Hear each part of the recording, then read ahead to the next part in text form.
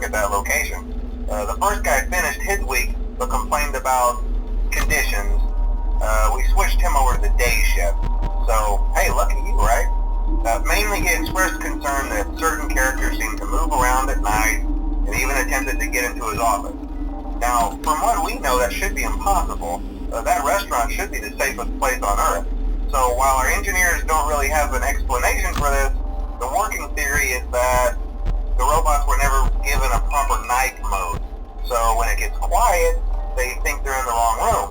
So then they go try to find where the people are, and in this case, that's your office. So our temporary solution is this. There's a music box over by the prize counter, and it's rigged to be wound up remotely. So just every once in a while, switch over to the prize counter video feed and wind it up for a few seconds. It doesn't seem to affect all of the animatronics, but it does affect one of them.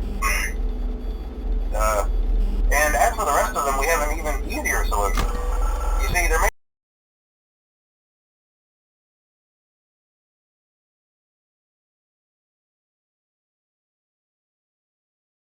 be a minor glitch in the system, something about the robot seeing you as an endoskeleton without a costume on and wanting to stuff you into a suit. So hey, we've given you an empty Freddy Fazbear head. Problem solved. You can put it on any time and leave it on for as long as you want. Eventually anything that wandered in will wander back out.